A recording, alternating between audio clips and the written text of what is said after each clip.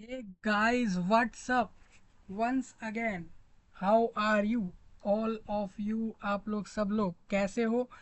Comment में drop करके सभी लोगों को मुझे बताना है। सबसे पहले आप सभी को बता दूं, अगर आप भारत में, इंडिया में, बिहार, दिल्ली, पंजाब, कर्नाटका, केरला, महाराष्ट्र, गुजरात, वेस्ट बंगाल, त्रिपुरा, असम, गुवाहाटी, इसके अलावा जम्मू एंड कश्मीर, आंध्र प्रदेश, तेलंगाना, तमिलनाडु और केरला, कर्नाटका से, ओडिशा, झारखंड से, या फिर पंजाब, हरियाणा से, या राजस्थान से, या पूरे भारत भर में कहीं से भी हो, उत्तराखंड में भी अगर आप हैं, तो आप मुझे सिंपल इस वीडियो के नीचे प्रेजेंट लगा दें कि हम इस वीडियो में आपके लिए आ चुके हैं। क्योंकि यहाँ पर ऑल इंडिया जो आपका जूनियर इंजीनियर वैकेंसी आउट होना था, जो आउट हो चुका है। हालांकि एक्सपेक्टेशंस के हिसाब से वैकेंसीज कम है। अगर आप इसकी एक्सपेक्टेड वैकेंसीज चेक करोगे तो वैकेंसीज आपने जितनी सोची थी उतनी नहीं दी गई है। बट एक एक्चुअल नंबर जो हमारे पास यहाँ पर आया है वो आया है 8,000 के आसपास। तो जितने भी रेलवे में जाने वाले लोग हैं, स्पेशली जूनियर इंजीनियर और सीएमए पोस्ट, और इसके अलावा दो चार और पोस्ट है, जैसे कि सुपरिंटेंडेंट की पोस्ट है, मेटलर्जिकल वाली जो पोस्ट आनी थी वो भी आ चुकी है। टोटल 7,900 प्लस वैकेंसीज हैं।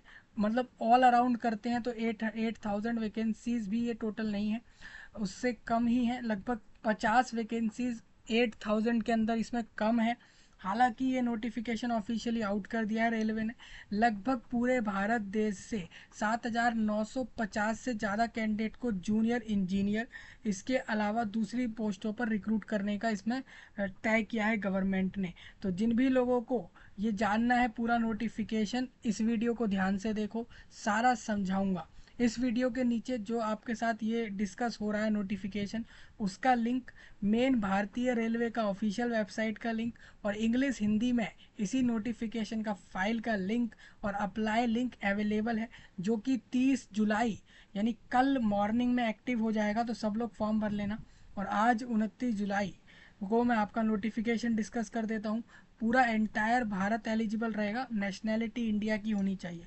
मतलब अगर आप भारत देश में किधर भी रहते हो, सपोज मैं मानता हूँ आप बिहार में रहते हो, मैं मान लेता हूँ कि आप उड़ीसा में रहते हो, उड़ीसा में रहते हैं, कुछ लोग कहेंगे कि हम दिल्ली में रह रहे हैं, कुछ कहेंगे हरियाणा में, कुछ आंध्र प्रदेश में, कुछ तेलंगाना में। मतलब एंटायर भारत में कहीं भी रहते हो तो इस वैकेंसी पर फॉर्म डाल लेना। ये वैकेंसी के लिए एलिजिबिलिटी, क्वालिफिकेशन, सैलरी, फॉर्म का डेट, फॉर्म का फीस, किस जोन में कितना वैकेंसी रेलवे में आया है वो, और कितना फॉर्म का फीस है, इसमें सिलेक्शन प्रोसेस कैसे होगा, इस रिक्रूटमेंट में एग्ज़ाम जो होगा, अगर एग्ज़ाम होगा तो उसका सिलेबस क्या होगा, प्रिपरेशन कैसे करेंगे, क्या भाई आप हमें करा दोगे प्रिपरेशन, क्या सौरभ भाई आप हमें जस्ट डू डू दैट पर, इस चैनल पर हमें प्रिपरेशन कराओगे? तो मैं आपको बता दूं, प्रिपरेशन करा डालूंगा मैं। आपको बस सब्सक्राइब करना है, लाइक करना है, शेयर करना है, कमेंट करना है, और अपने नए टॉपिक्स ड्रॉप करने हैं। वर्ल्ड वाइड आपका कोई सा भी टॉपिक है उसको आप ड्रॉप करते रहिए। मैं कई बार यही कहता हूँ कि मैं हर एक टॉपिक पर इस चैनल पर आपको दूंगा हर वीडियो जो भी संभव हो सकती है हमसे। तो यहाँ पर आप सभी लोग ध्यान से सुनिए सारी बात, ठीक है?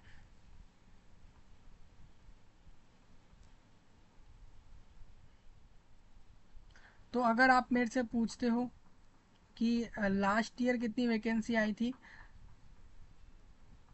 जेई वाली पोस्ट पर, तो मैं आपको वो भी क्लियर कर देता हूँ। देखिए भाई, ओल्ड वैकेंसी और अपडेटेड वैकेंसी के हिसाब से पिछली बार आपको बता दूं, इससे पहले 2019 में आई थी ये वैकेंसी, यानी 5 साल पहले आई थी ये वैकेंसी, जो कि निकाली गई थी 14,033 वैकेंसी। बाद में रिक्रूट करके रेलवे ने 13,490 लोगों को जॉब दी थी इसके अंदर, एंड में जाके। ठीक है, कहने का मतलब यह है कि पिछले बार जो कि इससे सही 5 साल पहले वैकेंसी आई थी, तब वो 14,000 थी। और इस बार वैकेंसी जो आई है वो आप भी जानते हैं 7,950 है। यानी कि हर साल vacancy, exam to be conducted annually instead of once once every 4 year. ठीक है, इसका एग्ज़ाम हर साल होता है, लेकिन इस बार ऐसा नहीं हुआ। मैं आपको बता दूं, रेलवे ने ये इस बार का एग्ज़ाम आप लोगों का कंडक्ट करा रहा है वो इस बार 4 साल बाद। 2019 और 2024 में डिफरेंस देखोगे तो 20, 21, 22, 23 और 24 में हो रहा है ये एग्ज़ाम। तो इससे पहले जब भारत की रेलवे ने वैकेंसी निकाला था जूनियर इंजीनियर पे, तो जूनियर इंजीनियर और मेटलर्जिकल पोस्ट जितनी भी आपकी आती हैं और सुपर इंटेंडेंट की जो पोस्टें आती हैं, टोटल निकाली थी पिछली बार इंडिया गवर्नमेंट की रेलवे मंत्रालय ने, रेलवे मिनिस्ट्री ने लगभग पिछली बार निकाली थी 2019 में, जो कि टोटल 13,500 थी, जो कि रिक्रूट हुई थी। एक्चुअल में ये वैकेंसी 14,000 थी, लेकिन बाद में 13,500 लोगों को ही जॉब मिल पाई थी, उतनी ही वैकेंसी भर पाई थी। तो इस बार वैकेंसियाँ कम हुई हैं, लगभग सीधा 7,900 कर दी गई हैं, इतनी ही लोगों को जॉब मिलेगी इस बार।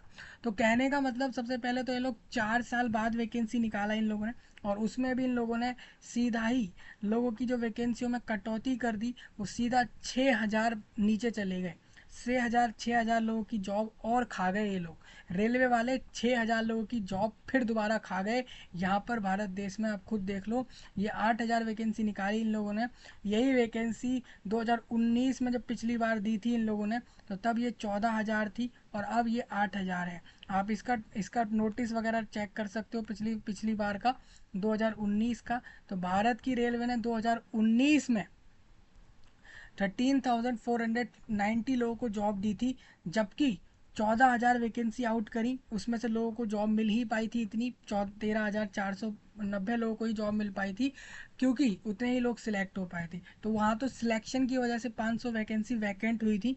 बट जब उन्होंने 4 साल बाद 2024 में इस वैकेंसी को आउट किया है दोबारा से भरने के लिए नए लोगों को उधर रेलवे में पूरे देश के अंदर, तो लगभग ये लोग 7,950 लोगों की वैकेंसी इन लोगों ने इस बार दी है। कहने का मतलब ये है कि इन लोगों ने इस बार सीधा सीधा 6,000 वैकेंसियाँ कम कर दी, यानी 6,000 लोगों का रोजगार ये लोग ले चुके हैं। 6,000 लोगों की वैकेंसी इन लोगों ने खा ली, जॉब ले ली सीधा सीधा इन लोगों ने 6,000 वैकेंसियाँ कम करके। ये आपके लिए एक दुखद बात है, क्योंकि जो लोग आस लगाए बैठे थे कि इसी वैकेंसी पर हमें अप्लाई करना है, ये जॉब आएगी तो हम लेंगे, तो उनका नुकसान हुआ है, क्योंकि आपकी वैकेंसी कम हो गई है। जो वैकेंसी 13,500 मिली थी पिछली बार 2019-20 के समय, और अब 2024 में ये वैकेंसी 7,900 आई है। चलिए, अब जितनी भी वैकेंसी आई हैं इसका नोटिफिकेशन डिस्कस करना बनता है, तो इस वीडियो में मैं आपका नोटिफिकेशन डिस्कस कर देता हूँ। इसमें एक चीज़ और हमें पता लग रही है, आपकी एनटीपीसी वैकेंसी आने वाली है, इसके साथ साथ आपकी टीचिंग नॉन टी इसके अलावा आपकी जो टीसी की वैकेंसी होती है, जो स्टेशन मास्टर और टिकट कलेक्टर की भी पोस्ट आने वाली है, तो रेडी रहें, बी रेडी।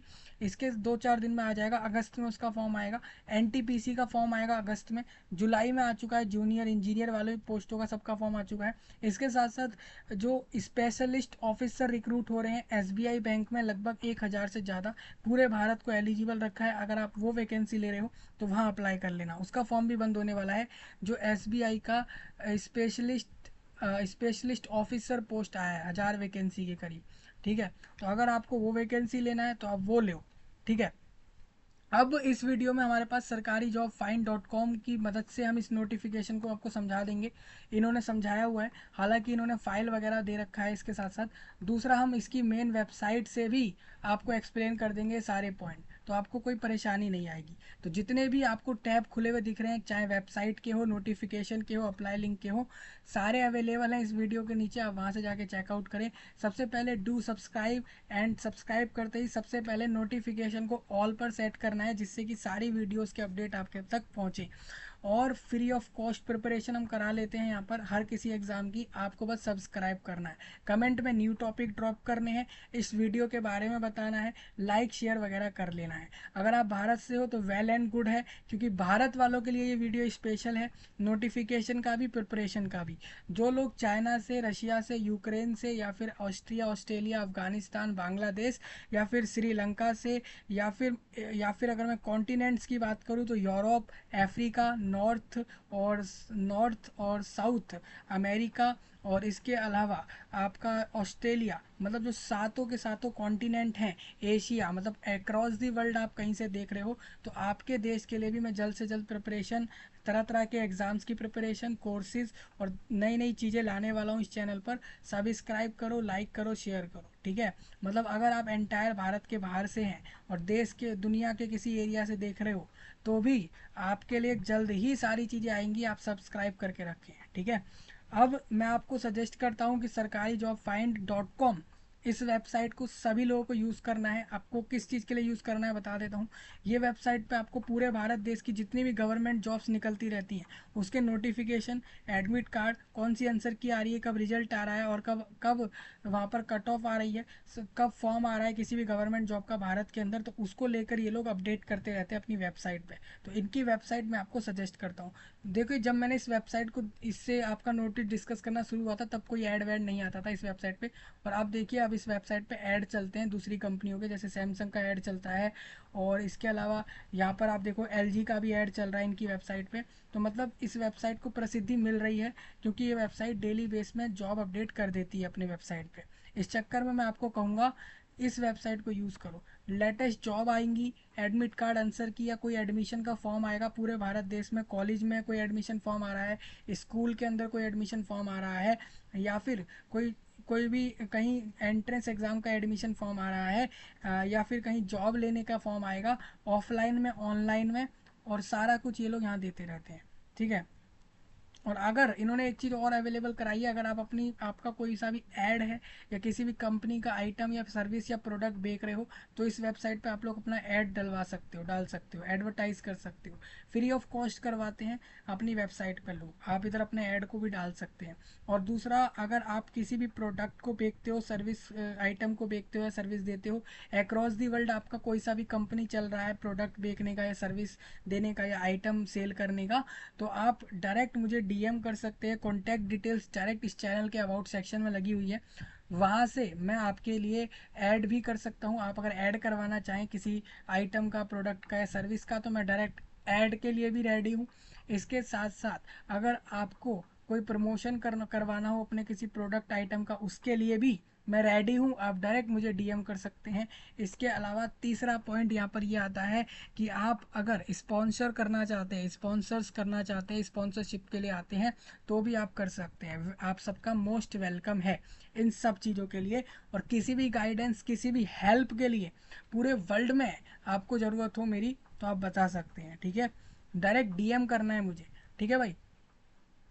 तो सरकारी job find dot com website आपकी आ चुकी है। इस वेबसाइट पर मैंने आपको बताया सारी गवर्नमेंट जॉब जो एंटायर भारत में निकलती हैं, सारी अपडेट इधर होती है। अब सबसे पहले देखो, रेलवे रिक्रूटमेंट बोर्ड आरआरबी में जूनियर इंजीनियर और बाकी कुछ और पोस्टों के नोटिफिकेशन आए हैं। अभी तक भारत देश की रेलवे के अंदर आरआरबी ने इस साल 2024 में तीसरा वैकेंसी दिया है ये। इससे पहले उसने एएलपी रिक्रूट करने का फॉर्म दिया था, जिसका मॉडिफिकेशन आज से शुरू हुआ है। जो आपका जोन का मॉडिफिकेशन था, क्योंकि वैकेंसी इंक्रीज हुई थी, तो जोन मॉडिफिकेशन आज शुरू हुआ है 29 जुलाई को। तो वो सभी लोग जाके कर लेना, उसके लिए लिंक मैंने दे दिया इसी वीडियो के नीचे। एएलपी का मॉडिफिकेशन, फॉर्म मॉडिफिकेशन या फिर जोन मॉडिफिकेशन का लिंक इस वीडियो के नीचे दे दिया है एएलपी वालों का। एएलपी के बाद आपका एक टेक्नीशियन का वैकेंसी आया था, टेक्नीशियन का फॉर्म भी भर चुके हैं सब लोग। अब यहाँ पर जो तीसरा फॉर्म आया है वो जूनियर इंजीनियर और सुपरिंटेंडेंट और मेटलर्जिकल पोस्टों पर आया है। चौथा नोटिफिकेशन आपका एनटीपीसी का होगा। उसके बाद पांचवा नोटिफिकेशन आप लोगों का हो सकता है, अगर इसमें आपका जो स्टेशन मास्टर और इसके अलावा टीसी जो होता है टिकट कलेक्टर, उसका होगा। उसके बाद नेक्स्ट नोटिफिकेशन पैरामेडिकल पोस्टों का होगा। इस तरीके से इस साल की सारी वैकेंसी भर जाएंगी भारत देश की रेलवे में। और अगर आपको अभी तक एएलपी का ही फॉर्म भरना था, तो आप 2025 में भरोगे, अगर एक नए कैंडिडेट हो, ठीक है।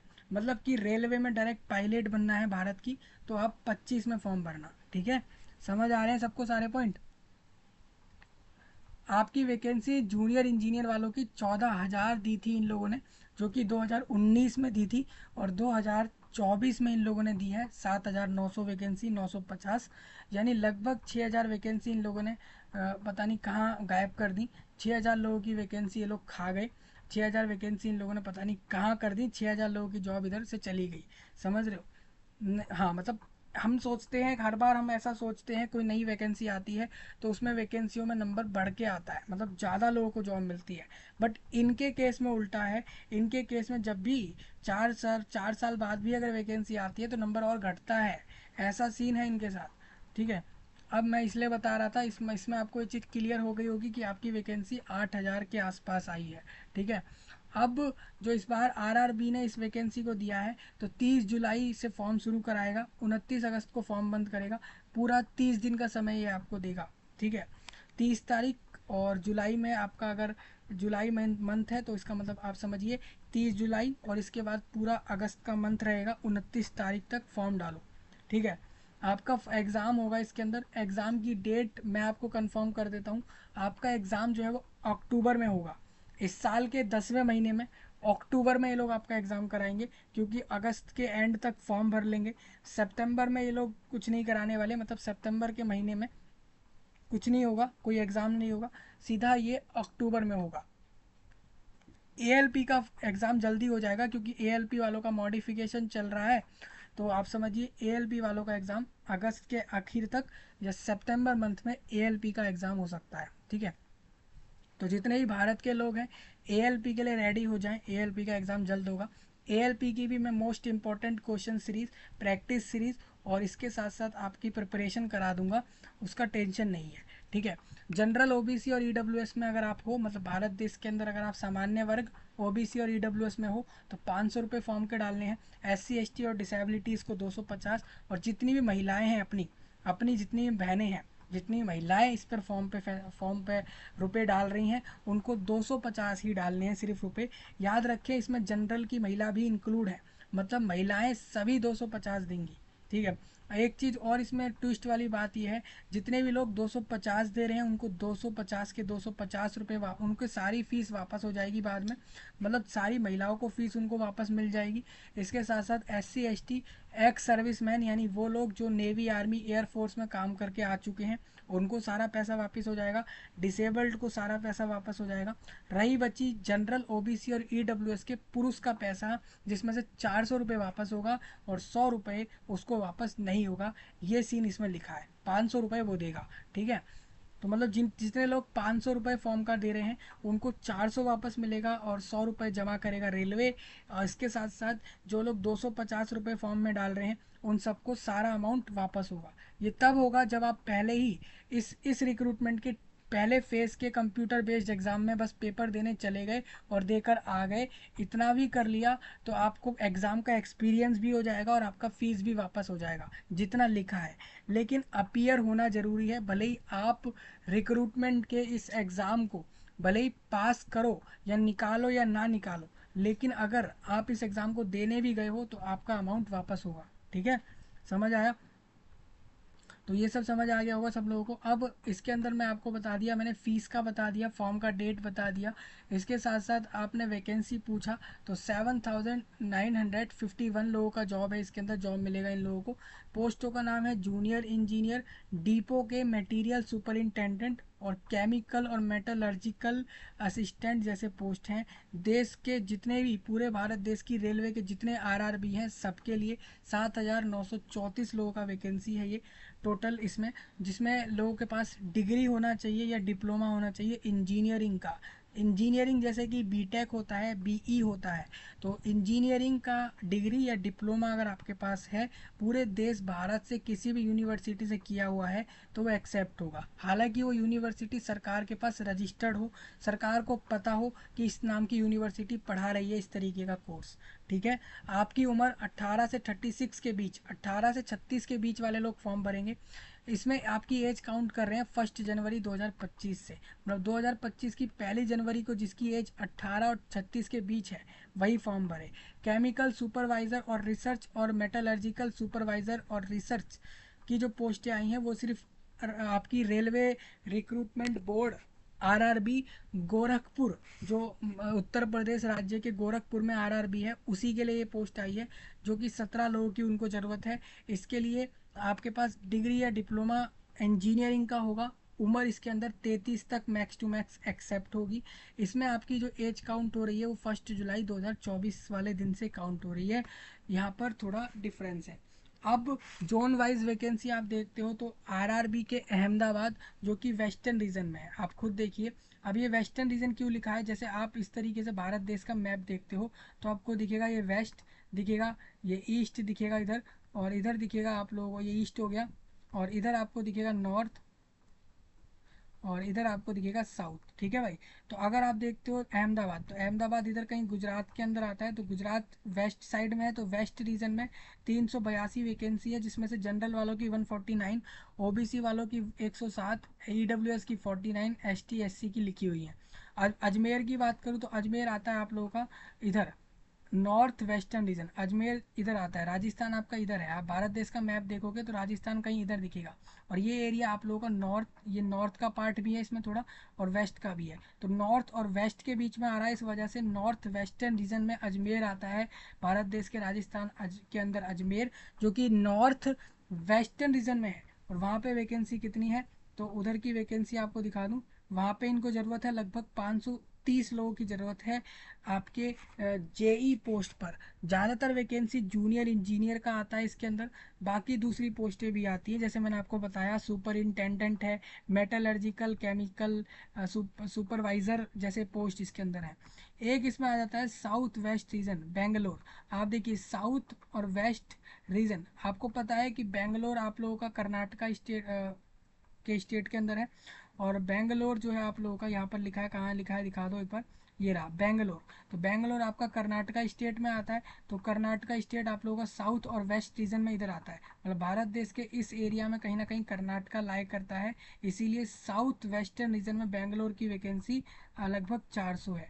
इसी तरीके से अगर आपने मान लीजिए आपको लेना है भोपाल में, मध्य प्रदेश के भोपाल में वैकेंसी लोगे तो वेस्टर्न रीजन में आता है ये, वेस्टर्न रीजन मतलब ये इधर आता है, मध्य प्रदेश आप लोगों का मैप में इधर कहीं दिखेगा आप लोगों को, वेस्टर्न सेंट्रल रीजन मतलब कहीं ना कहीं आपको इधर कहीं मैप में दिखता है मध्य प्रदेश, तो इस चक्कर में वहाँ की वैकेंसी लगभग 485 है, 485 लोग वहाँ पर भी रिक्रूट होंगे इसी पोस्ट पर। ठीक है, जूनियर इंजीनियर वाले वैकेंसियों पर। तो ये जोन वाइज वैकेंसी है, ये इसलिए दी जाती है जब आप फॉर्म भरते हो तो आपको बताना होता है कि आप किस जोन में वैकेंसी लेना चाहते हो, और अपनी जोन को प्रेफरेंस भी दे सकते हैं, मतलब पहले हमें इस जोन में दीजिए, फिर इस जोन में दीजिए और फिर हमें इस जोन में दो इस वैकेंसी की रिक्रूटमेंट, ये आपको फॉर्म में देना होता है। तो जितने भी लोग मुझे सुन रहे हैं, फॉर्म के अंदर जो आपका जोन रहेगा रेलवे का, बिल्कुल सही से चूज़ करना है, इस तरीके से जैसे मैं बता रहा हूँ इस तरीके से ही सिलेक्ट करना है। ठीक है, तो आप अगर आप ये सोचते हो कि भारत में कहीं भी जाकर जॉब ले सकते हो, आप जहाँ कहीं के लिए भी रेडी हो, तो मैं आपसे यही कहूँगा कि यहाँ पर आप देखो आरआरबी मुंबई में ज़्यादा चाहिए होते हैं जूनियर इंजीनियर, लगभग 1380 वहाँ रिक्रूट होंगे।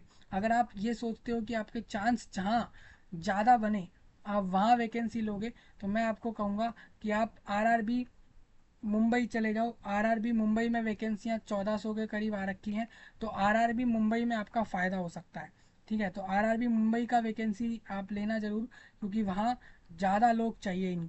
ठीक है, दूसरे नंबर पर आप रख सकते हो ये कोलकाता में, यानी वेस्ट बंगाल की तरफ आप जाओगे, मतलब कोलकाता चले जाओगे तो 660 वैकेंसी उधर आई हुई हैं, तो आप उसको भी प्रेफरेंस अपनी मर्जी की तरफ से उस जोन को भी ले सकते हो।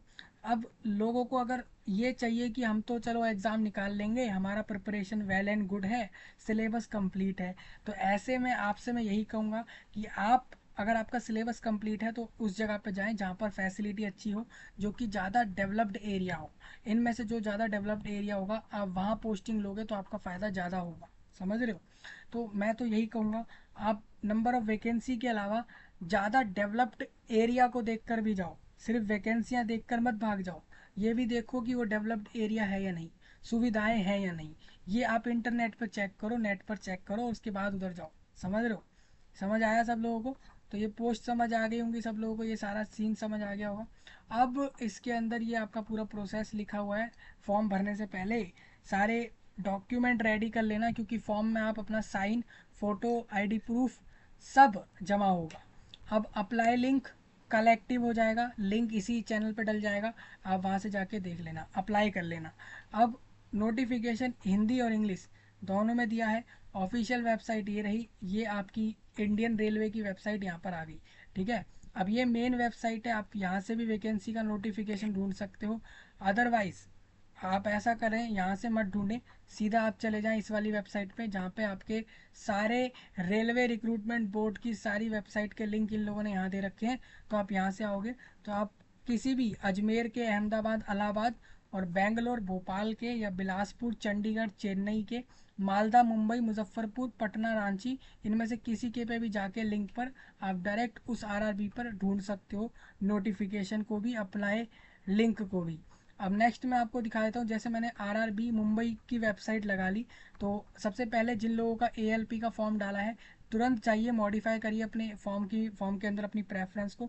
जो लोग भी फॉर्म के अंदर प्रेफरेंस को मॉडिफाई नहीं करेंगे, इसका मतलब जिनकी प्रेफरेंस पहले से फॉर्म में जो डली हुई थी एएलपी की, उन सब की वही रहेगी। जो लोग एएलपी की प्रेफरेंस बदलना चाहते हैं, मॉडिफाई करना चाहते हैं, वो आज से लेकर अगले 4-5 दिन का समय उन लोगों को मिला है, तो जाकर कर लें तुरंत, जिन भी लोगों ने एएलपी का फॉर्म डाला था। और एएलपी वालों की तो बल्ले बल्ले हो गई है, क्योंकि 5,000 वैकेंसी से सीधा 18,000 प्लस वैकेंसी कर दी रेलवे वालों ने। सीधा ही उनको एएलपी वालों को कितनी अच्छी अपॉर्चुनिटी दी, सीधा ही 4 टाइम्स के करीब उन लोगों का वैकेंसी कर दिया। ठीक है, तो जिन भी लोगों ने एएलपी का फॉर्म डाला था, ये टाइम को मिस नहीं करना है, अपने फॉर्म में जाकर प्रेफरेंस जोन वाली मॉडिफाई कर लो, नहीं तो बाद में आपको जो वैकेंसी जिस जोन में मिल गई वही लेनी पड़ेगी, समझ रहे हो। और मॉडिफाई करने का ऑप्शन इसलिए दिया रेलवे ने, क्योंकि उसने वैकेंसी बढ़ाई, तो वो कह रहा है कि जिस जोन में आपका मन करे उसको अपने फॉर्म में डाल दो, समझ रहे हो, और वहाँ जाके जॉब करने लग जाओ। इतना आसान प्रोसेस इन लोगों ने दे दिया है। अब टेक्नीशियन का फॉर्म आपका काफ़ी पहले भर चुका है, एएलपी का मॉडिफिकेशन आ चुका है, टेक्नीशियन का वैकेंसी इंक्रीज हुआ है या होगा, उसको लेके एक फेक नोटिस वायरल हुआ था यूट्यूब पर। काफ़ी 3-4 यूट्यूबर्स हैं, उन लोगों ने इस चीज़ को हाईलाइट करके दिया था अपने चैनल पे कि ये फेक है, और एक्चुअल में वो फेक ही था। टेक्नीशियन वैकेंसी बढ़ा है या बढ़ेगा, उसका मैं आपको बता दूं, अगस्त के आखिर तक, अगस्त महीने के एंड तक कंफर्म हो जाएगा कि टेक्नीशियन वैकेंसी बढ़ रहा है नहीं। अगर अगस्त के आखिर तक 20-25 तारीख तक टेक्नीशियन वैकेंसी इंक्रीज हुआ तो मैं आपको कंफर्म कर दूंगा। टेक्नीशियन में भी 9,000 के लगभग लोगों को जॉब मिल रही है। तो आप अगर रेलवे का वैकेंसी प्लस करते हो तो एएलपी का 18,000, टेक्नीशियन का भी 9-10 हज़ार, और इसके साथ साथ आरपीएफ का 4-5 हज़ार। तो 5,000 आरपीएफ हो गया, टेक्नीशियन का 9,000 हो गया, और 18,000 एएलपी का हो गया। ठीक है, और इसके साथ साथ यहाँ पर जो जेई वैकेंसी आप लोगों का निकाला गया है अभी हाल ही में, इसमें इन लोगों ने वैकेंसी दिया 8,000।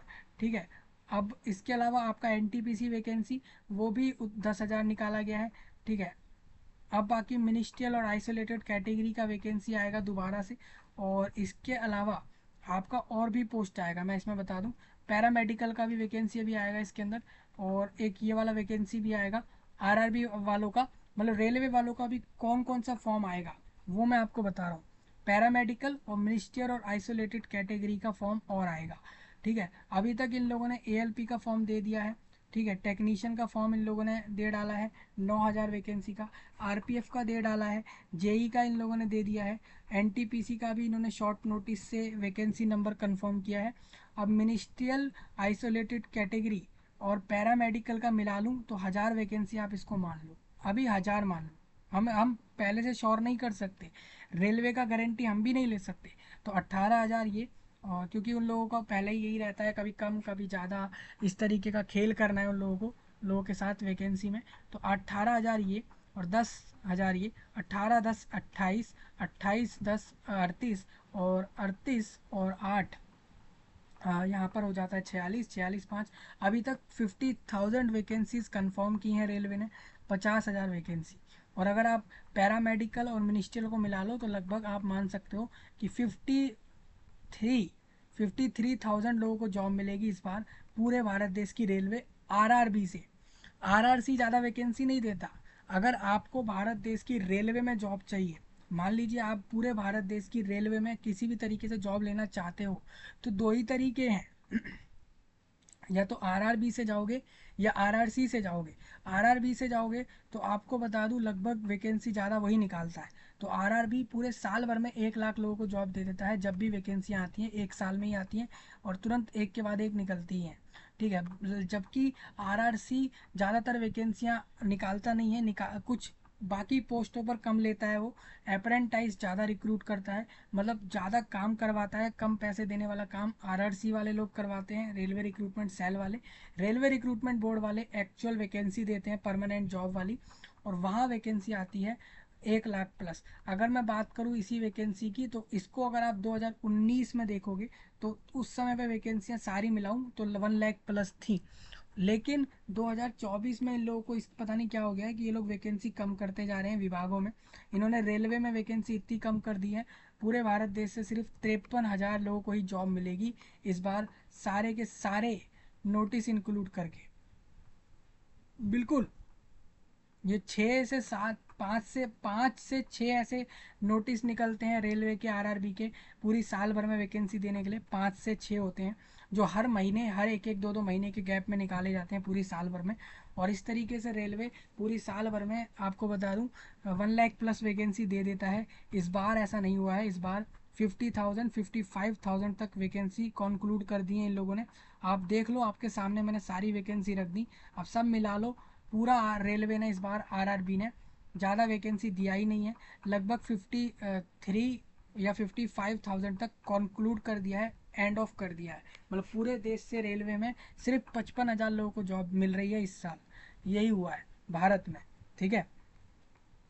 अब जैसे मैं आपको बता दूं, आरआरबी मुंबई पर आते हो तो आपको यहाँ पर दिखेगा ये वाला नोटिस, ये ऑरेंज कलर वाला, जिसमें जेई, डीएमए और सीएमए और बाकी पोस्ट सारी लिखी हैं। आप इस पर टिक कर लेना, इस तरीके से आपको आ जाएगा।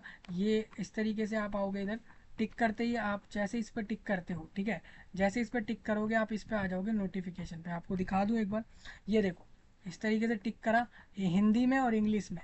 ये नोटिस कब आया? ये 27 को आया और आज 29 तारीख है, तो यानी ये परसों आया था। ठीक है। हम इंग्लिश वाला डिस्कस कर लेते हैं। अप्लाई लिंक वीडियो के नीचे लगा दिया है, वहाँ से अप्लाई कर लो। 30 जुलाई से 29 अगस्त के बीच फॉर्म भरना है। Government of India, ministry of railway, मतलब रेलवे मंत्रालय भारत सरकार का, आरआरबी के अंदर रिक्रूट करेगा, मतलब रेलवे के रिक्रूटमेंट बोर्डों के अंदर रिक्रूट करके ये आपको भेजेगा, रेलवे के विभागों में भेजेगा पूरे देश से। डिटेल्ड सेंट्रलाइज्ड एम्प्लॉयमेंट नोटिस है, मतलब कि पूरा अच्छे से दिया हुआ नोटिस है ये ट्रेनों की फ़ोटो लगा रखी है इन लोगों ने। ये ट्रेन आपको दिख रही होगी, ये लेफ़्ट और राइट साइड वाली। नेक्स्ट इसमें दिखा दूँ, यहाँ कह रहे हैं हम जूनियर इंजीनियर, डिपो पर मटेरियल सुपरिंटेंडेंट चाहिए, केमिकल और मेटलर्जिकल असिस्टेंट, केमिकल सुपरवाइज़र चाहिए होगा इसके रिसर्च के अंदर, और मेटलर्जिकल सुपरवाइज़र रिसर्च में चाहिए इनको। ठीक है, मतलब मेटलर्जिकल सुपरवाइज़र हो कोई जो रिसर्च के लिए हमें चाहिए होगा। तो ये आपको दिख रहा होगा, ये जूनियर इंजीनियर इस तरीके का काम करता है। ये कुछ दिख रहा है, थोड़ा सा फोटो दिखाया है इन लोगों ने। अब इसमें आप देख सकते हो सारी पोस्टें। 30 जुलाई कल से फॉर्म खुलेगा, 29 अगस्त फॉर्म बंद हो जाएगा, और 30 अगस्त से 8 सितंबर तक आप फॉर्म में करेक्शन कर सकते हैं। याद रखिए, फॉर्म के अंदर करेक्शन हर चीज़ में नहीं होगा, इसीलिए मैं हर पॉइंट क्लियर कर देता हूँ। ऑनलाइन ही फॉर्म भरेंगे सभी लोग, ठीक है। 29 अगस्त की रात के 12 बजे से पहले अप्लाई कर लेना। सैलरी आप जान लो, सैलरी मैं आपको बता देता हूँ। जूनियर इंजीनियर की जिसकी वैकेंसी ज़्यादा है उसको सैलरी 35,000 रुपये पर मंथ मिलती है, 400 रुपये और। लेवल 6 का सैलरी है, मतलब भारत सरकार ने जो लेवल बनाया है कि किसको कितना सैलरी किस विभाग में दिया जाएगा, तो उसके अकॉर्डिंग लेवल 6 का सैलरी मिलता है junior engineer, depot, material superintendent, इन सबको 35,000। केमिकल सुपरवाइज़र और ये सारे पोस्ट को 45,000 मिल जाते हैं, 10,000 ज़्यादा होते हैं इंजीनियर से। और इसके साथ साथ मेडिकल स्टैंडर्ड नीचे दिया गया है, आपको मेडिकली किस तरीके का होना चाहिए वो आपको बता दूंगा। एज आप लोग देख लो, और कितनी वैकेंसी कहाँ आई है। ठीक है, तो जूनियर इंजीनियर और डिपो के मटेरियल सुपरिंटेंडेंट की 7,934 वैकेंसी इस बार आई हैं। इंपॉर्टेंट इंस्ट्रक्शन एक बार डिस्कस कर लेता हूँ आप सब लोगों के साथ, एक बार इंपॉर्टेंट इंस्ट्रक्शन डिस्कस कर लूँ। तो वीडियो हमारा डिटेल्ड ही आता है, इसीलिए हमारे को समय लग जाता है। इंपॉर्टेंट इंस्ट्रक्शन आप लोग पढ़ लेना, बिल्कुल केयरफुली पढ़कर ही फॉर्म भरना है। Candidate waiting for final results of prescribed education, technical education qualification are not eligible. जो अपनी डिग्री या डिप्लोमा की लास्ट साल में पढ़ रहा है वो फॉर्म ना भरे।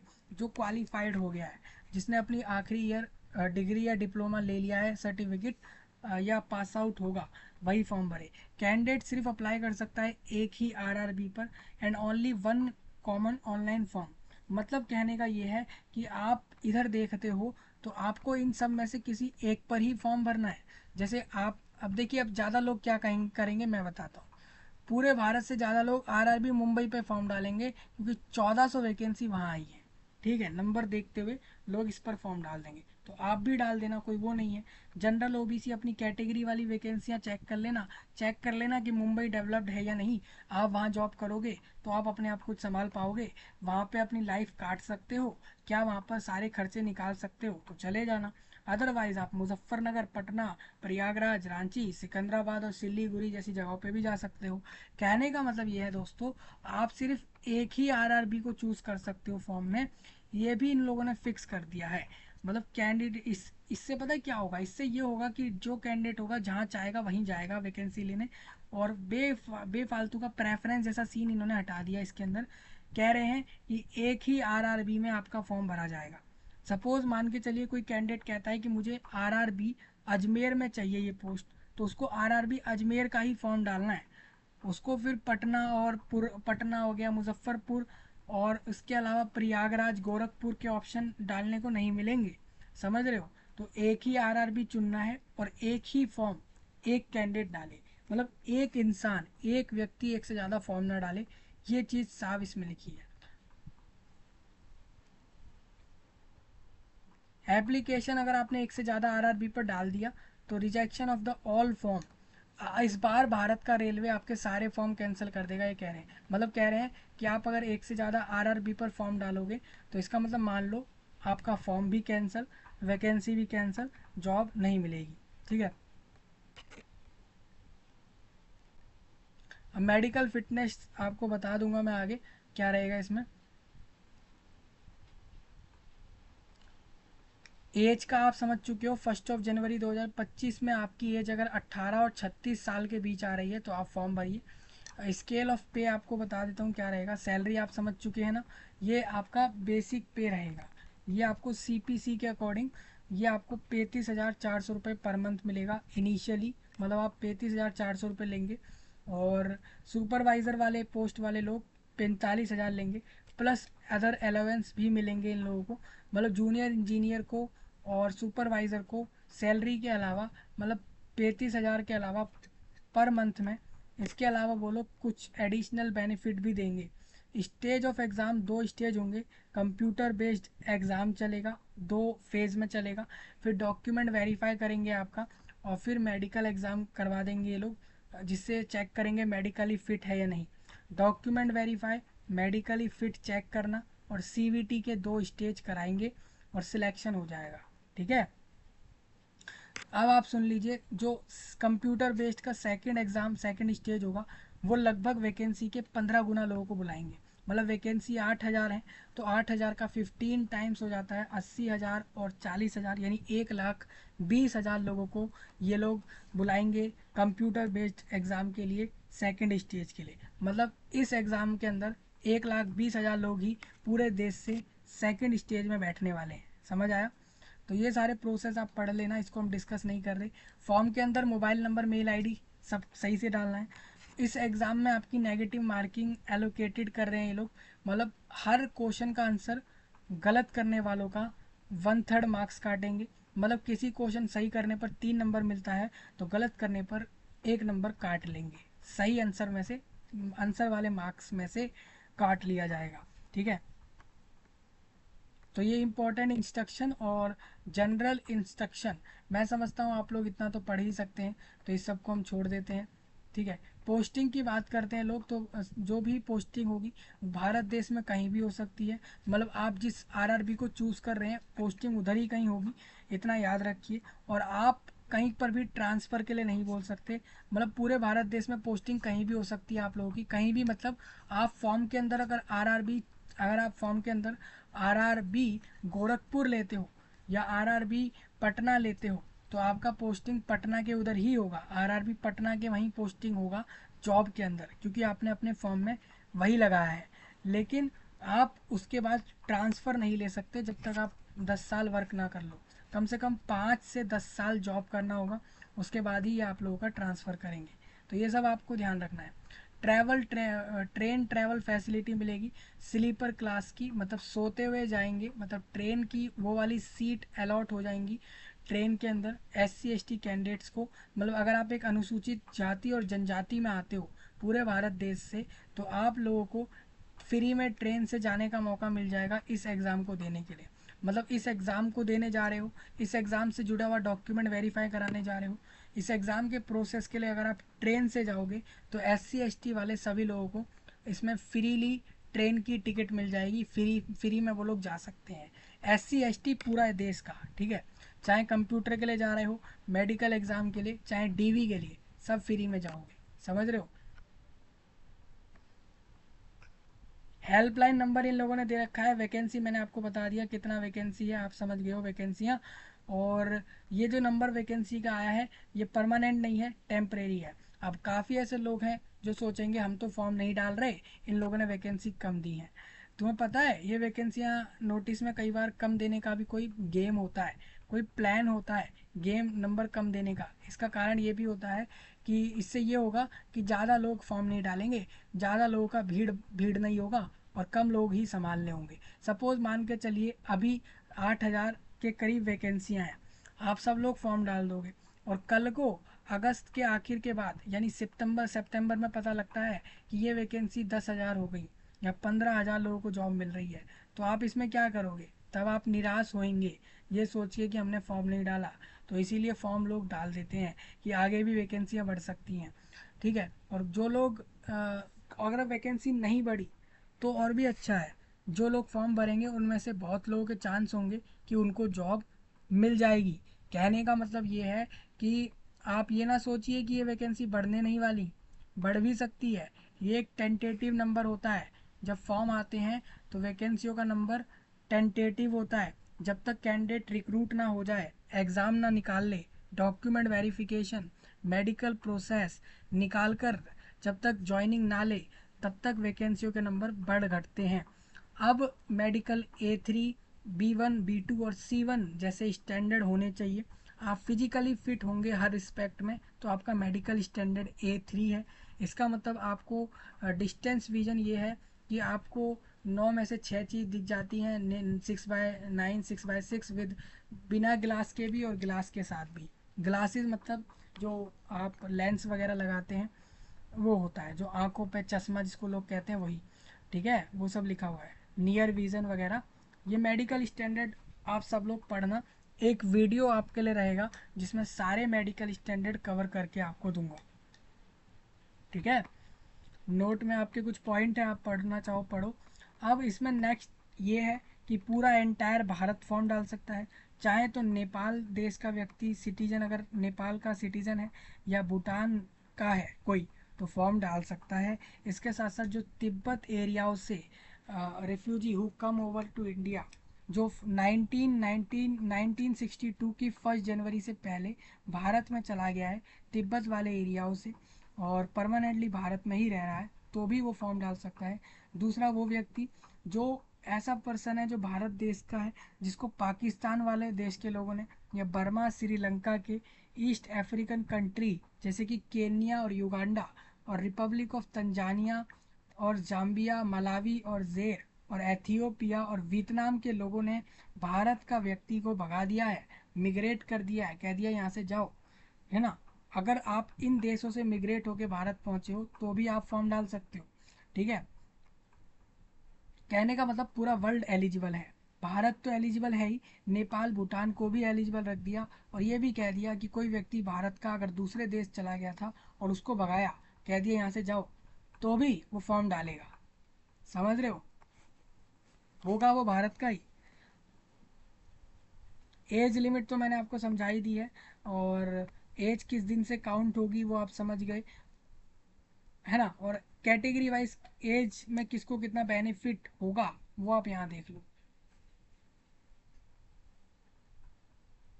देखिए इन्होंने साफ मेंशन भी किया है कि वैसे तो इस वाली पोस्ट पर आपकी एज 33 तक ही एक्सेप्ट करते हैं जॉब देने के लिए, लेकिन इस साल जो है 36 एज कर दी है। 18 से 36 एज के लोग को जॉब दे रहे हैं, वो इसलिए करा है इन लोगों ने मैं आपको बता देता हूँ इन लोगों ने ऐसा क्यों किया है इस बार कि 36 एज तक के लोगों को जॉब दे रहे हैं।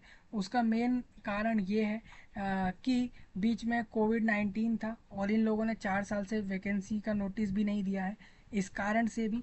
और कोविड-19 के कारण हम 3 साल एक्स्ट्रा उम्र में दे रहे हैं। मतलब क्योंकि वो व्यक्ति जो ये सोच रहा था कि मैं 32 साल का हूँ और मेरे को फॉर्म डालना है जूनियर इंजीनियर का रेलवे में, लेकिन फॉर्म तो आ ही नहीं रहा, तो मैं कैसे डालूँ? तो उस है ना, और तब फॉर्म दिया भी नहीं था इन लोगों ने कोविड-19 के समय। तो अब उसकी 32 की जगह अब एज हो गई होगी 35, और वो सोचेगा कि मैं तो 33 से ऊपर हो गया, तो मैं तो फॉर्म डाल ही नहीं सकता। इसीलिए उन कैंडिडेट्स के लिए 36 एज हुई है जिनके लिए फॉर्म तब नहीं आया, अब आ गया, तो फॉर्म डालो।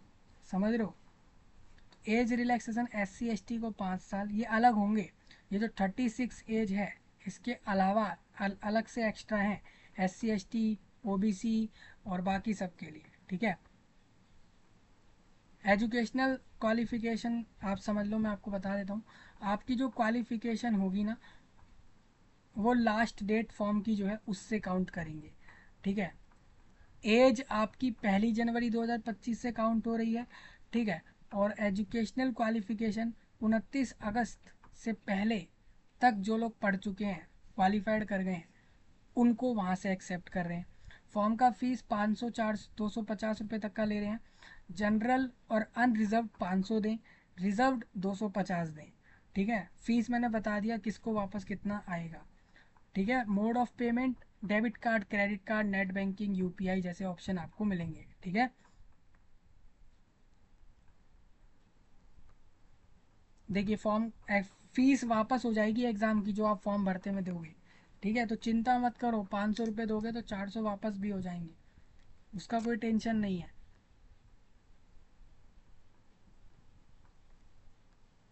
EWS कौन होता है, SC कौन होता है, ST कौन कौन होता है, OBC कौन होता है, वो आप यहाँ से पढ़ लो। एक्स सर्विसमैन कौन होता है भाई? ये वो होता है जो भारत देश की नेवी, आर्मी, एयरफोर्स में जाके काम करके आ रहा है, तो वो इधर एक्स सर्विसमैन में लिया जाता है। ठीक है। Does not include a person who have served in the defence security corps. मैं आपको बता दूं, general reserve engineering force, the लोक सहायक सेना और पैरा मिलिट्री मिलिट्री फोर्सेस। मतलब एक्स सर्विसमैन वो पर्सन है जो कि किसी रैंक की किसी पोस्ट पर है आर्मी में। रेगुलर आर्मी मतलब डेली बेस में जो बॉर्डर एरियाओं पर आर्मी, नेवी, एयरफोर्स ऑपरेट करते हैं भारत देश में, उनमें वो है, तो वो एक्स सर्विसमैन में आता है। ठीक है भाई। मतलब आप पहले इन जगह काम करके आ गए हो और अब आप इस पोस्ट पे फॉर्म डालोगे, तो आप एक एक्स सर्विसमैन होते हैं। ठीक है। डिसेबिलिटीज़ कौन कौन होता है और कौन सी डिसेबिलिटीज़ सूटेबल हैं इस फॉर्म को डालने के लिए, वो लिखा है।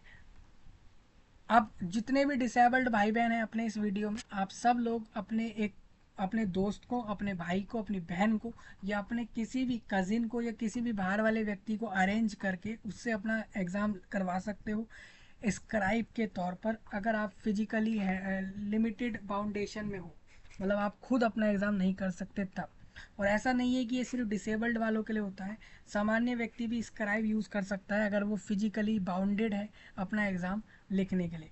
जो व्यक्ति प्रेजेंटली अभी कहीं काम कर रहा है, वो एक NOC साइन करवा ले अपने ऑफिस के मैनेजर वगैरह से, है ना, जिससे कि उसके कारण वो फॉर्म भर पाए। मतलब आप फॉर्म भरोगे तो आपका NOC लगेगा अगर कहीं जॉब कर रहे हो। ठीक है। रिक्रूटमेंट प्रोसेस बड़ा सिंपल है। CBT stage 1, CBT stage 2, DV होगा, मेडिकल होगा और डायरेक्ट उसके बाद ज्वाइनिंग हो जाएगी। ठीक है।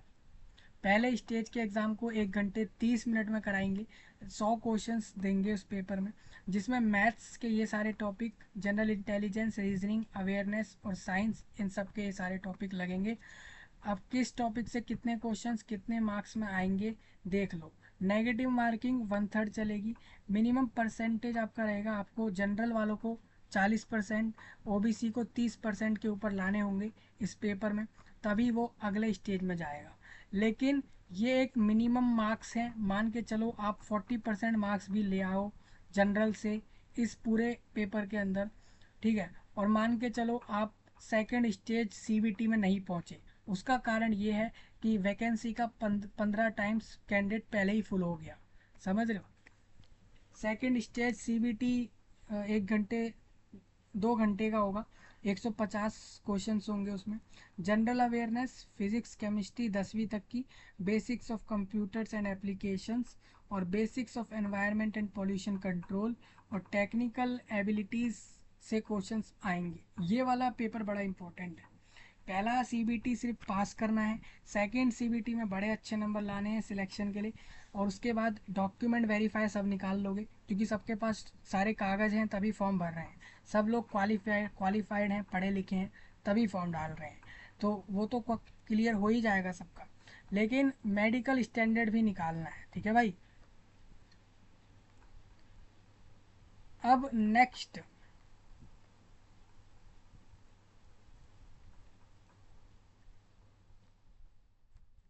टेबल मैं आपको बता दूं, 3 ईयर डिप्लोमा अगर आपने इंजीनियरिंग में करा है या बैचलर डिग्री करी है इंजीनियरिंग या टेक्नोलॉजी में, exam group mechanical and allied engineering. अब हम बता देते हैं आप लोगों को, जो लोग यहाँ पर मैकेनिकल इंजीनियरिंग करके आए हैं, प्रोडक्शन इंजीनियरिंग, ऑटोमोबाइल की, मैन्युफैक्चरिंग और मैकाट्रॉनिक्स इंजीनियरिंग, और ये सारी वो लोग फॉर्म डाल सकते हैं। उनका एग्ज़ाम ग्रुप मैकेनिकल और अलाइड इंजीनियरिंग वाला होगा। जिन लोगों का इलेक्ट्रिकल इंजीनियरिंग है उनका ये वाला एग्ज़ाम ग्रुप होगा, ठीक है।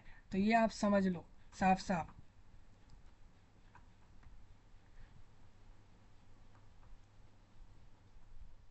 कैंडिडेट शॉर्टलिस्ट होगा सेकंड स्टेज के कंप्यूटर एग्ज़ाम से, डीवी से डॉक्यूमेंट वेरिफिकेशन, और उसके अलावा कुछ और कराया तो उससे, ठीक है।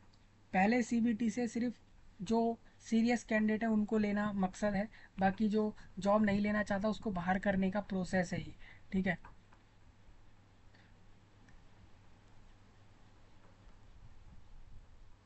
अगर एक से ज़्यादा शिफ्ट में एग्ज़ाम होता है तो नॉर्मलाइज्ड मार्क्स मिलता है। आपको पता होगा, जब भी भारत देश में ही कोई भी रिक्रूटमेंट एग्ज़ाम कराया जाता है जॉब का, तो अगर उस रिक्रूटमेंट का कोई सा भी एग्ज़ाम हो, चाहे कंप्यूटर में हो या ओएमआर में हो, अगर एक से ज़्यादा शिफ्ट में लगता है तो उसको नॉर्मलाइज्ड स्कोर निकाल के देते हैं, जिससे कि किसी स्टूडेंट या किसी कैंडिडेट के मार्क्स के साथ भेदभाव ना हो और एक्चुअल नंबर के साथ हम डिफ्रेंशिएट कर सकें लोगों को, समझ रहे हो।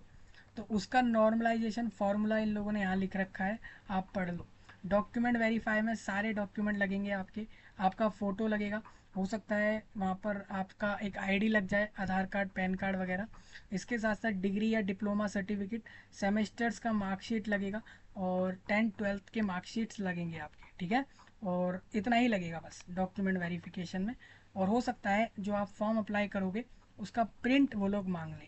अप्लाई करने का प्रोसेस दे रखा है इधर, आप चेक कर सकते हो इस प्रोसेस को। इस बार कौन कौन से आरआरबी में जूनियर इंजीनियर जॉब मिलेगा, अहमदाबाद, चेन्नई, मुजफ्फरपुर, पटना में, रांची और सिकंदराबाद, सिलीगुड़ी, इन सब में मिलेगा, ठीक है। जनरल गाइडलाइंस आप लोगों के लिए लिखी है, फॉर्म में क्या मॉडिफाई होगा क्या नहीं होगा वो लिखा है, और किन केसेस में आपका फॉर्म कैंसिल होगा वो इधर लिखा है। वेरिफिकेशन फॉर्म के डॉक्यूमेंट्स के समय, डॉक्यूमेंट वेरीफाई के समय कौन से डॉक्यूमेंट चाहिए वो यहाँ लिखे हैं, ठीक है। अनफेयर प्रैक्टिस मतलब रिक्रूटमेंट प्रोसेस फॉलो नहीं करने वालों के खिलाफ एक्शन होंगे, वो क्या होंगे वो इधर है। ये एब्रीविएशंस हैं जो इस रिक्रूटमेंट के नोटिस में यूज़ करी हैं। जहाँ भी NR लिखा है मतलब नॉर्थर्न रीजन है, NCR मतलब नॉर्थ सेंट्रल रीजन है उसका मतलब, जहाँ भी लिखा है CEN उसका मतलब है सेंट्रलाइज्ड एम्प्लॉयमेंट नोटिस, जहाँ भी लिखा है BSc उसका मतलब बैचलर ऑफ साइंस रहेगा, जहाँ लिखा है DW उसका मतलब ड्वार्फिज्म है, जहाँ लिखा है CP सेरेबल सेरेबल फालसी है, और जहाँ AAD लिखा है एसिड अटैक विक्टिम जैसी फुल फॉर्म है, ठीक है। अब कास्ट सर्टिफिकेट के फॉर्मेट आ चुके हैं SC ST OBC वालों के। याद रखना, जितने भी लोग कास्ट सर्टिफिकेट या कैटेगरी सर्टिफिकेट फॉर्म में लगा रहे हैं या NOC लगा रहे हैं, याद रखें वो फॉर्म क्लोज होने से पहले बनवा लें, उसको ही लगाएं, ठीक है। यानी 29 अगस्त से पहले का ही लगना चाहिए। अगर कास्ट सर्टिफिकेट नहीं बनवा पाओगे या नहीं बना तो जनरल से फॉर्म डाल दो, वैकेंसी नहीं छोड़नी है, ठीक है। अब ये सर्टिफिकेट्स की बारी चली जाए उसके बाद हम इसको एंड करेंगे। सिलेबस अब मैं आपको बता देता हूँ। जो सिविल और अलाइड इंजीनियरिंग एग्ज़ाम ग्रुप के लिए फॉर्म डाल रहे हैं उनका सिलेबस क्या होगा, मतलब जूनियर इंजीनियर ये लोग पोस्ट निकाल चुके हैं। लेकिन भाई जूनियर इंजीनियर इंजीनियर कई तरीके का होता है, सिविल साइड का होता है उसके, और सिविल साइड के जुड़े हुए इंजीनियरिंग फील्ड के लोग, उन सब का, जैसे अगर आपका इंजीनियरिंग मैकेनिक है, मतलब आपके एग्ज़ाम के अंदर मोस्टली सिलेबस कॉमन होगा सब लोगों का। लेकिन जो लोग मैकेनिकल इंजीनियरिंग से आते हैं उनका सिलेबस, उनके उनके कुछ क्वेश्चन वहाँ से भी आएंगे।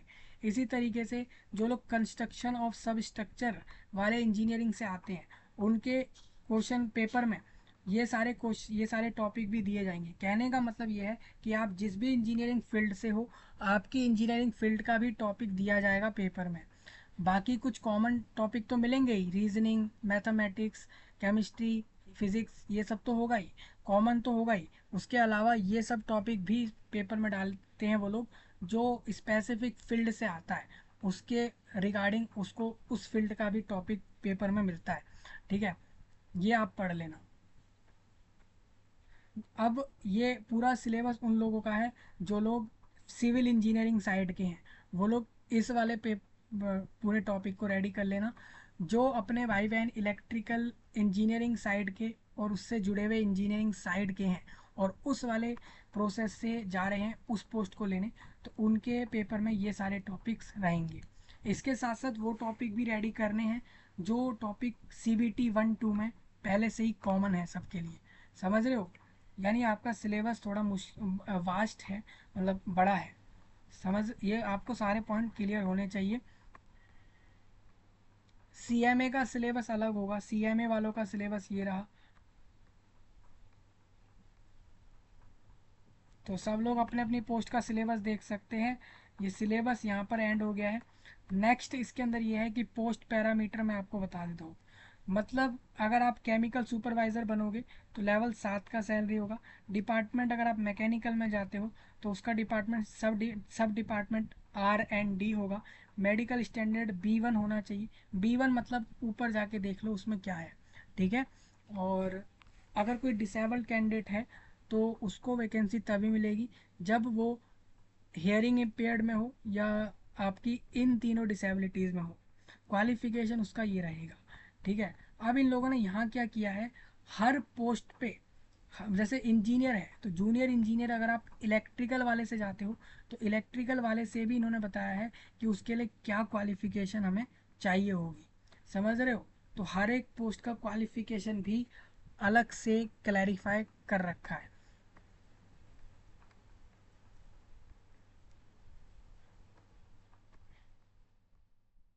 अब वैकेंसी टेबल समझ लें, चलिए वैकेंसी टेबल समझ लेते हैं। हमें वैकेंसी टेबल दे दिया है तो जूनियर इंजीनियर की वैकेंसी इलेक्ट्रिकल में वेस्टर्न रीजन में 15 आई है, कैटेगरी वाइज आप देख लो। इसी तरीके से जूनियर इंजीनियर इलेक्ट्रिकल EMU और TRS, ये ट्रेन पर आपने लिखा हुआ देखा होगा कई बार, उसके अंदर ये 3 वैकेंसी आई हैं। जूनियर इंजीनियर इलेक्ट्रिकल और TRD में यहाँ पर वेस्टर्न रीजन की साइड में ये 30 वैकेंसी आई हैं। ठीक है, इस तरीके से वर्कशॉप पर चाहिए जूनियर इंजीनियर 4 लोग चाहिए। ठीक है, इस तरीके से सब लोग देख लो वैकेंसियाँ। ये पूरा टेबल है, काफ़ी लंबा होगा ये क्योंकि सारे रीजन होंगे इसमें, वेस्टर्न रीजन होगा, नॉर्थ रीजन होगा, साउथ और सेंट्रल और ईस्टर्न, सारे रीजन लिखे होंगे इसमें। तो इस तरीके से ये वैकेंसी लिखी हैं। जैसे देखो RRB मुंबई का वैकेंसी आ चुका है। RRB मुंबई का वैकेंसी थोड़ा लंबा टेबल होगा यहाँ पे, 1380 के करीब है। तो हर एक जोन में वैकेंसी आप यहाँ चेक कर लो, किस जोन में किस पोस्ट पर किस डिपार्टमेंट में और किस सब डिपार्टमेंट में कितना पोस्ट दिया है, आप चेक कर लो।